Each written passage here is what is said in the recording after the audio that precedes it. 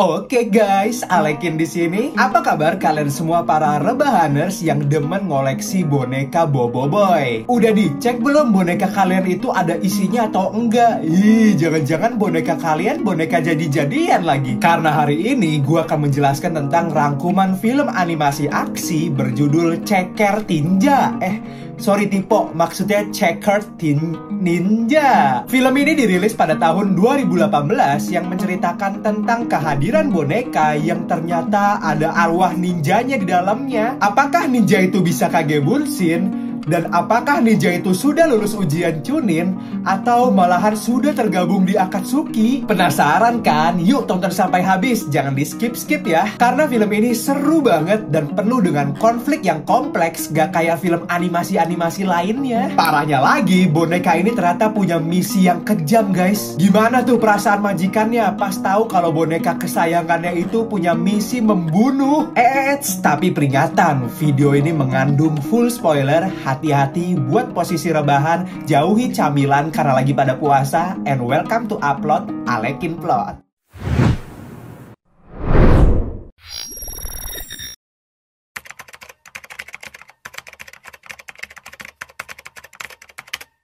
Suatu hari di sebuah pabrik boneka ninja di negeri Minang Neng Laka Minang Suang, di mana mereka mempekerjakan paksa pegawainya yang masih bocil-bocil. Parahnya lagi, bocil itu harus bekerja terus-menerus membuat boneka ninja seharian penuh 24 jam tanpa bobo. Dan sekalinya mereka berhenti bekerja, langsunglah itu dipentung pakai tongkat Pak Mandor. Gak lama tiba-tiba datanglah bapac-bapac berkulit putih berambut blonde bareng penerjemah bahasa Thailandnya. Ternyata dia adalah Bapac direktur dan langsung disambut ramah ama Bapac Mandor. Karena cuaca Thailand pas itu lagi panas mampus dan Pak Dirut yang saltum sampai banjir keringet, dia akhirnya ngelepas syal corak kotak-kotaknya kayak catur itu di sembarang meja. Dan bocil itu pun gak sadar kalau di mejanya ada syal mahal dan langka milik Bapac Dirut sampai akhirnya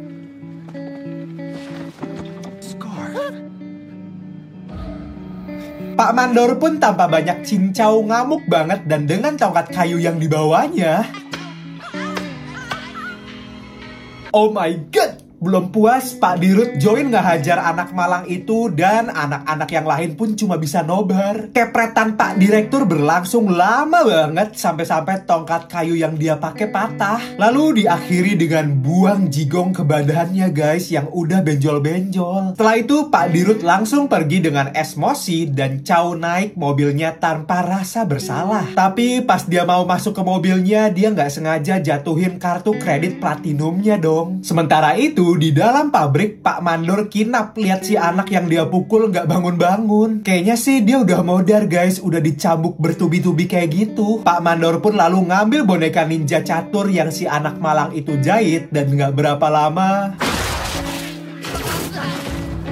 Oh shit, boneka ninja ini bisa jalan guys dan langsung ngibrit keluar. Dia pun sampai nemu kartu kredit si Pak Direktur di tanah dan langsung dia ambil. Ini sih fix, dia pengen ngejar-ngejar si Pak Dirut itu. Kira-kira kenapa ya guys ya? Si ninja pun masuk ke truk yang isinya saudara-saudara dia yang siap didistribusiin ke negara lain. Singkat cerita, truk itu ngebawa dia ke kapal dan karena gabut, si ninja ini jalan-jalan sampai masuk ke dapurnya Pak Pelaut. Pak Pelaut yang girang ngeliat boneka gratis nongol di ruangannya pun langsung mungut si ninja itu. Lumayan lah buat THR keponakan. Tapi kayaknya ini udah bagian dari rencananya si ninja deh. Kita lihat nanti ya. Nah, kalian masih ingat sama pelaut yang mungut boneka ninja catur? Yap, dia ini omnya si Ilham, namanya Agus. Ilham membuka kado dari Om Agus dan ngelihat boneka ninja yang bukannya berbaju hitam, tapi bonekanya ini pakai baju kotak-kotak mirip sarung. Ini mah limited edition banget. Walaupun boneka ninjanya salah gaul, tapi Ilham suka banget kado dari Om Agus dan langsung mamerin bonekanya ke dua bestinya di sekolah pas jam makan siang. Tapi pas lagi asik ngobrol, pala Odi tiba-tiba digeplak sama pembuli yang berbadan bagong namanya Glenn. dan ngerampas juga kacamatanya si Odi. Dan tiba-tiba hal aneh pun terjadi guys. Muncul sebuah suara dari tas Ilham yang ngatain Glenn dan bikin seisi kantin kaget. Ternyata dari tadi orang yang disukai Ilham yaitu Jessica notice Ilham udah berani ngebela bestinya. Singkat cerita, di parkiran pas pulang sekolah, Ilham didatengin Glenn yang masih baper dikatain bagong. Ilham yang kina pun berusaha ngacir naik sepeda tapi dikejar-kejar terus tuh sama si Glenn. Akhirnya si ninja berhasil nyolok matanya Glenn sampai bintitan dan jatuh terguling-guling jadi bagong guling. Ilham pun akhirnya selamat sampai rumah, gak jadi kegigit si bagong stres. Sesampai di kamar, si ninja sarungan pun keluar dari tasnya si Ilham. Tapi tiba-tiba pintu kamarnya didobrak paksa Aldi, kakak tirinya yang masuk sambil nyemilin keripik oncom. Aldi pun nunjukin buku diary-nya si Ilham ada di tangan dia yang penuh gombalan maut buat Jessica. You are a princess. Aldi pun ngancam kalau Ilham gak ngerjain PR bahasa Inggrisnya, dia bakal nyebarin isi diary-nya itu ke Instastory-nya. Ilham yang gak mau buku diary-nya itu viral di Twitter, dia akhirnya nurut jadi jokinya si Aldi. Setelah Aldi nyah dari kamar, si ninja sarung langsung ngejek Ilham sebagai pengecut. You're such a coward. And yes. Ninja pun bilang kalau dia janji bakal bantuin Ilham buat lawan bocah-bocah yang bully dia, asal Ilham juga mau bantuin dia. Ilham pun nanya, mau bantuin apa sih? Ikro, ucap si ninja. Ilham pun bacain tulisan yang ada di kartu kredit dan tertulis nama Philip Ebersit. It's a credit card. It belongs to Philip Epperman. Tapi Ilham menyadari sesuatu. Lah, kok nama belakangnya mirip namanya Jessica? Jangan-jangan si Philip ini nama calon mertuanya. Pagi sebelum berangkat ke sekolah, Ilham ngasih PR-nya Aldi dan barteran buku diary-nya. Aldi nggak tahu aja tuh ada jebakan Batman di dalam PR yang dia kerjain ulah dari si ninja. Di sekolah, pas pelajaran prakarya, ninja minta ke Ilham untuk dibuatin sarung pedang motif couple sama kayak sarungnya. Tapi tugas Ilham di sini cuma mengalihkan perhatian si guru prakarya. Karena obrolannya makin gak jelas, gurunya ini pun curiga sama gerak-geriknya Ilham dan membawanya ke ruang capsek. Di ruang capsek, lah kok Ilham ketemu sama si Aldi yang dihukum juga. Ternyata gara-gara dia ngejek guru bahasa Inggrisnya di PR bahasa Inggrisnya. Aldi pun gak terima dia dapat hukuman gara-gara si Ilham. Dia pun ngancem bakal bacain puisinya si Ilham buat Jessica di pestanya ulang tahunnya si Jessica. Tiba-tiba di ruang capsek itu datanglah guru nyentrik yang buat pengumuman melalui speaker. Ngelihat itu, si ninja pun jadi ngide dan ngendap-ngendap masuk ke ruangan speaker itu. Ninja itu pun nyalain mic dan buat pengumuman pakai suaranya Ilham. Lewat speaker pakai suaranya Ilham, ninja yang emang gak ada urat malunya ini ngegombalin Jessica. Dengan wajah tanpa dosa, ninja bilang dengan gini Aldi gak bakalan bisa ngancam dia lagi pakai buku diary-nya itu. Kan seantero sekolah udah tahu Ilham demen sama Jessica. Bener juga ya, ninja ini emang pinter banget dalam membuat strategi guys. Ilham dan si ninja itu pun mau nyari makan di kantin, soalnya jadi badut itu melelahkan guys. Pas lihat ada Glenn di kantin, ninja pun dapat ide lagi nih. Dia menyuruh Ilham untuk naik ke tong sampah kantin dan bikin pengumuman yang lain. Ilham yang kikuk dan gak bisa public speaking pun disuruh ninja supaya lip sync aja biar dia yang ngomong. Dan hal ini pun ngebuat Jessica nyamperin Ilham dan ngundang Ilham ke party ultahnya. Tapi ada syarat.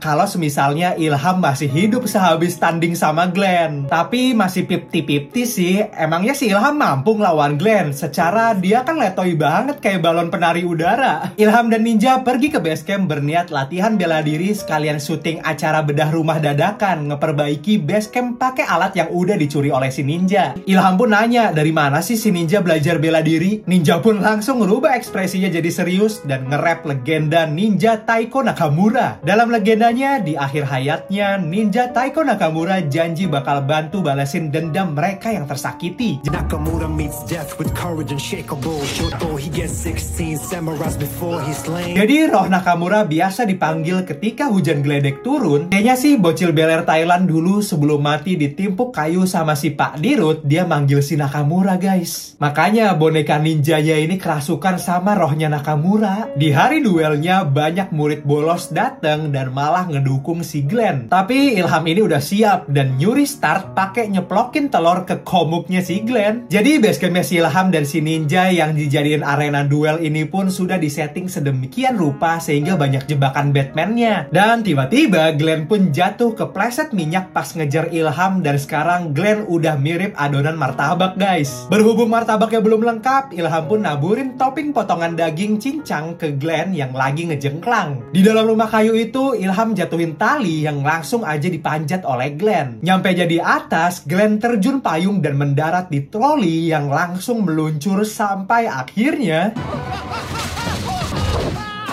Tapi pertarungan belum kelar, Glenn nampol komuknya Ilham sampai Ilham mental. Ilham pun berdiri dan balik ngehajar Glenn sesuai ajaran sensei ninja. Glenn yang kena tampol dan palanya dikunci oleh Ilham pun mewek sampai minta maaf ke Ilham. Yeay, akhirnya Ilham menang dalam kondisi utuh dan bisa datang ke partinya Jessica. Ninja Sarung emang OP banget dah. 19 Meadow Lane.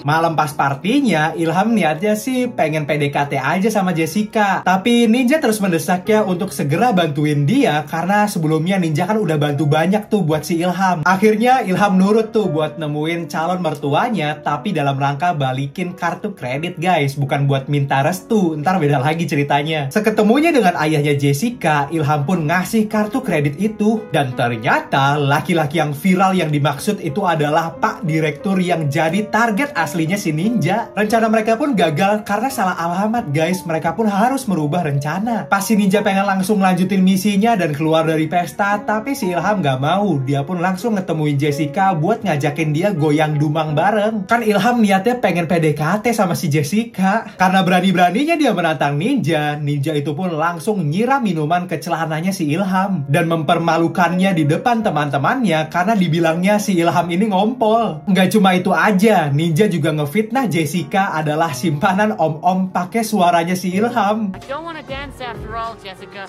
You're not up to my standards. Seketika Jessica pun jadi marah banget ke si Ilham. See you later, hot stuff. Aduh, sayang banget padahal sebelumnya bisa jadi pacaran tuh. Ilham pun beneran nasibnya diubah 180 derajat oleh si Ninja. Makanya jangan main-main sama Ninja Sarung nih bos. Si Ninja pun bilang kalau dia bisa ngebalikin keadaannya biar bisa jadi baik lagi kalau dia nurutin permintaannya sekarang juga. Ilham pun setuju, mereka pun jadi balik akur dan Ilham langsung ngebawa Ninja itu ke rumahnya Philip yang asli, no tipu-tipu yang ini. Sesampainya di rumah Philip, Ilham yang gak tahu rencana sebenarnya si Ninja ngikut-ngikut aja nih. Walaupun mulai curiga, kok si Ninja Sarung malah sembunyi-sembunyi nyelinap masuk. Padahal kan kalau niatnya cuma mau balikin kartu kredit doang mah tinggal ketok-ketok aja ya kan. Di sana Ilham pun nemu tiket pesawat perjalanan Philip ke Thailand yang nganggur di kasur. Dan saat si Philip masuk ke kamarnya dan begitu si Ninja ngeliat batang hidungnya, tiba-tiba Got me now.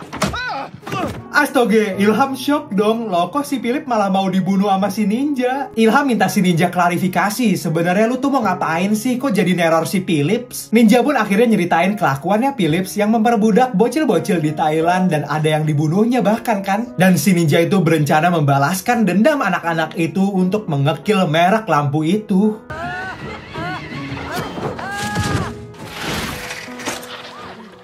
Sebebasnya mereka dari TKP, Ilham pun langsung melabrak Ninja itu dan bilang, lo ngaku lu Taiko Nakamura kan? Kenapa lu gak bilang niat jahat lu dari awal? Tapi Ninja gak dengerin omongannya si Ilham dan cuma butuh tahu kapan Philips bakal terbang ke Thailand lagi. Ilham pun gak mau nge-spill, jadinya si Ninja pun marah dan nyaris nyembelih Ilham pakai pedangnya. Ninja yang gak tega nyelakain Ilham yang udah bersamanya selama ini pun jadi mikir, gimana kalau kakak tirinya aja si Aldi yang gua beleh. Sesampainya di kamarnya Aldi, Ninja pun tanpa banyak cincau langsung ngebekap mukanya si Aldi pakai bantal.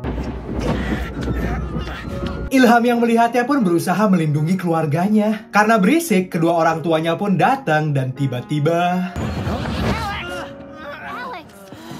Mereka justru malah melihat Ilham lah yang ngebekep si Aldi. Ya mana ada yang percaya lah, masa boneka yang ngelakuin. Ibunya Ilham pun khawatir, akhirnya dia ngerukiah si Ilham. Dan karena gak mempan-mempan, akhirnya ibunya terpaksa masukin dia ke RSJ. Di dalam kamar RSJ, Ninja masih saja nge-smackdown Ilham yang kali ini ngelawan guys. Ninja ngancam Ilham kalau dia gak buruan spill jadwal Philips terbang ke Thailand, dia bakal nyakitin para dokter di luar. Ilham pun berusaha menenangkan diri dan bilang, "Woi Ninja Sarung, gini aja deh. Please jangan rusak bulan Ramadan ini dengan berita pembunuhan. Kenapa kita nggak ngebongkar kebusukannya Philips aja sampai dia dapat hukuman yang adil?" Ninja pun tersentuh dan akhirnya setuju. Ilham pun bilang, ya sebaiknya kita memenjarakan dia aja sampai orang-orang bisa tahu tuh bisnis busuk yang dia lakukan. Dan akhirnya bisa terungkap deh bahwa dia memperbudak bocil-bocil. Singkat cerita, Ilham pun keluar dari RSJ buat ngelanjutin misi mereka. Ilham pun punya ide gimana caranya supaya Philips bisa dipenjara. Dia pun langsung membawa Ninja ke rumah Om Agus buat nanya, "Om, gimana sih caranya pesen cimeng alias obat-obatan haram?" Ilham pun pergi COD-an dan ngambil cimengnya di bandar. Saat diminta uangnya, si Ilham pun cuma ngeluarin recehan doang dong. Karena ya niatnya mereka cuma ingin mencuri benda haram itu dan menjebloskan si bandar ke penjara. Dengan sekilo tepung curian di tangan mereka, Ninja ngebelah perutnya dan masukin segebok cimeng ke perutnya. Jadi rencananya Ninja bakal nyelundupin benda ilegal itu ke kopernya Philips yang mau ke Thailand, biar Philips yang dikiranya bawa benda ilegal itu dan dipenjara. Mereka pergi ke bandara dan merencanakan Ninja harus nyelip masuk ke kopernya Philips pas pengecekan barang. Disinilah tugas Ilham selesai dan dia harus berpisah dengan Ninja yang bersamanya selama ini guys. Ini sedih banget sih.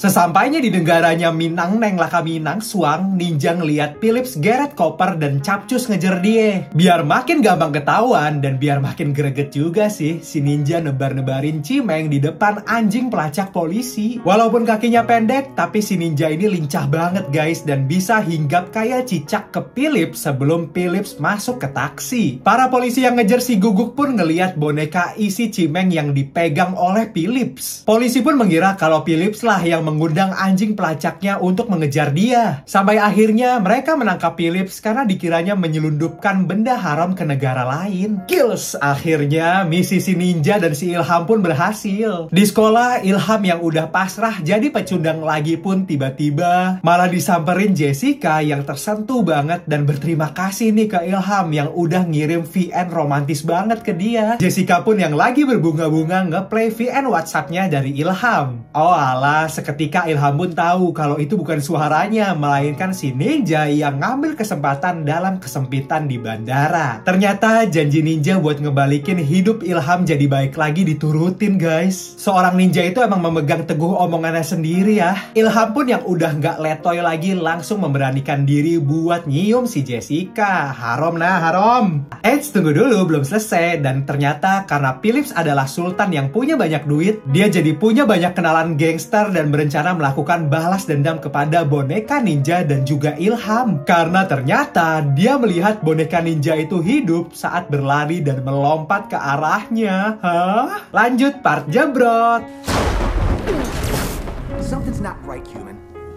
I can fly crap. You don't have fabric like this just lying. Itulah dia cerita dari film Checkered Ninja. Gimana guys? Ending yang cukup membonekakan sekali bukan? Gue suka di mana ada film animasi yang berani ngangkat isu eksploitasi dan perbudakan bocil yang belakangan ini sempat jadi center pembahasan di dunia. Dan ini ada kelanjutannya loh, film keduanya guys. Mau aku lanjutin nggak? Kalau rame nanti aku lanjut part 2 ya. Pesan yang dapat diambil dari film ini, jangan pernah ngeremehin diri sendiri, percaya sama kekuatan yang kalian punya ya guys. Tapi walaupun filmnya mengusung topik balas dendam, gua harap kalian jangan ngikutin gegabahnya si Ninja ya, dan jangan main hakim sendiri. Dan cukup sekian dulu video gua pada hari ini. Mohon maaf kalau ada kata-kata yang menyinggung. Kalau kalian suka video ini, jangan lupa share ke teman-teman dan keluarga tongkrongan kalian semua ya. Dan jangan lupa juga like video ini, subrek juga, dan nyalain lonceng notifikasinya biar kalian gak ketinggalan video dari Alekin. Kalau komentar kalian di bawah ini belum dijawab, follow aja IG gue di